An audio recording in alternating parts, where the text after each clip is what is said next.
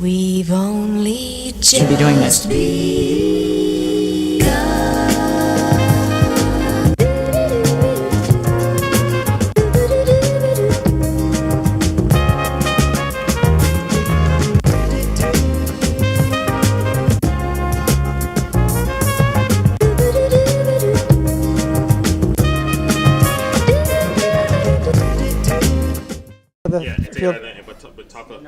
Okay, yeah. Go. All right, so day one in Miami. Honestly, I'm not sure where it all went.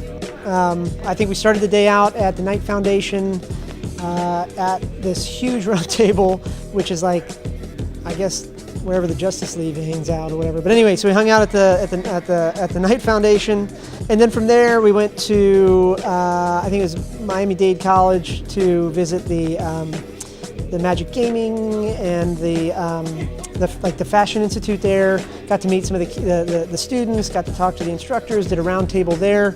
I think that was really neat. And then we just came down here to talk to, I think it was 20 startups. The high growth companies Speed Connect. So what we're going to do is prepare high growth companies, many of which with over $1 million in revenue, to have 4-minute, super lightning fast connection rounds with investors and other entrepreneurial support organizations. This is a very important event for us because you get to network with fellow entrepreneurs, possible investors, and from here you can just kind of stem out, to become a more involved part of the community. In Miami we're always looking for greater connectivity to other potential mentors and resources, and this is precisely what this event affords. So here, I think here are like the high order bits. It was like an absurdly large table. I don't even know why you need a table that big. The quality of companies, I mean, look, it's great. Actually, we were just sitting here in office hours with like whatever it was, 20 companies, and I feel like just the first 3 had $1 million in revenue each.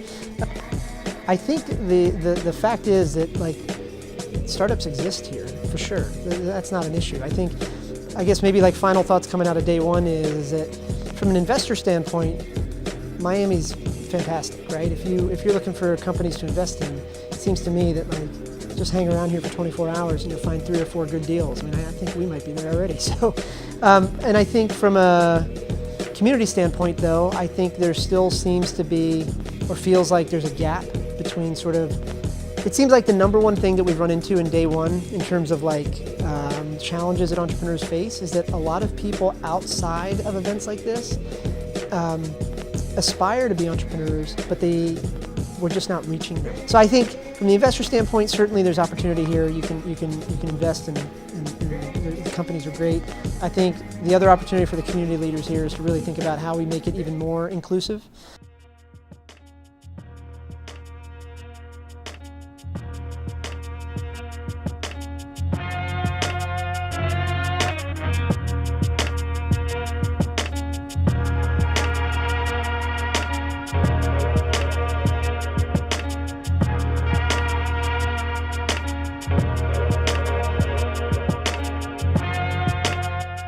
And we got to get involved with some of the best known companies out there that have gone public, that have returned hundreds of millions of dollars. I mean, it's just amazing.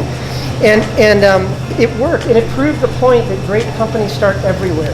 10 years is about how do you inspire and enable 1 million people, at least 1 million people in this country and around the world, to use technology to make another $1,000 a month, at least another $1,000 a month. Because anyway, you guys are sitting at the nexus of everything. And I think it's not going to be like some outsider that figures this out or takes advantage of it. I'm just going to hopefully be a fast follower. Tell us what's going on, Paul. Day 2. All right, day 2. Another whirlwind a little bit. Okay, so this morning we started out over at FIU. At Startup FIU, and that was pretty cool actually. So we had office hours there. There was a sort of like a pitch competition there. We've been to a lot of different universities throughout the last 94 cities, and I'm not trying to blow smoke at anybody. That was probably one of the coolest offices, and just to be more specific, it was one of the only sort of college, university, startup things actually right in the middle of campus. It was just really neat because at the Startup FIU one, it just felt pretty busy. You know, they were doing classes in there, we had the pitch thing on there. Anyway, it's just really neat. A meeting over at the Beacon Council with a number of the municipalities around here. I'll tell you, the suit to Gene ratio in that room was way off. It sort of made me uncomfortable. But it was a great conversation with a lot of the different community leaders all around, from around South Florida. And then from there, we ended up over at the visiting investor event.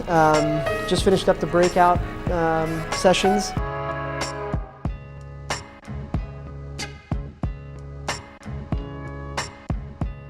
It's important in Miami to connect investors, investor groups together so we can have a conversation amongst ourselves as to who are the leading companies, what are the leading areas, what makes Miami strong as an investment community and as an incubator to new ideas and new talent.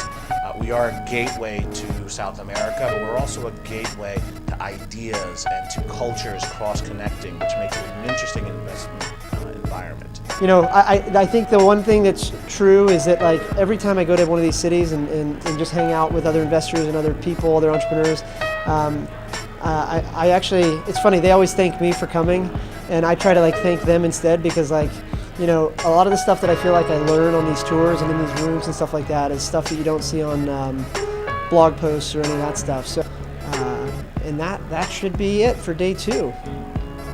It's been a good time. Thanks for having me. All right, so it's Thursday night. It's all blending together now.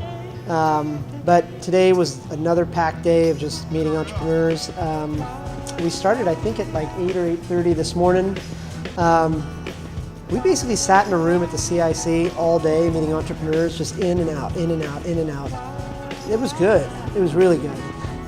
We had companies in there doing $2 million a year in revenue. We had companies in there that were still kind of at the idea stage. But regardless, we had smart people kind of coming in there and hanging out and sharing their stories, and hopefully we were able to give them each at least 1 or 2 or 10 things they could do to kind of get to that next level. So it's critical that business leaders from the greater Miami-Dade area visit facilities like this one. What's happening here at Venture Cafe brings together hundreds of entrepreneurs and aspiring entrepreneurs. And interestingly enough, if I were to sit in my office all day and wait for these entrepreneurs to show up, I might be lucky enough to see 1 or 2. I can come here, and in a single night I can access 50 to 100 entrepreneurs and understand exactly what their challenges are and what kinds of things we need to do as a community to help them be successful.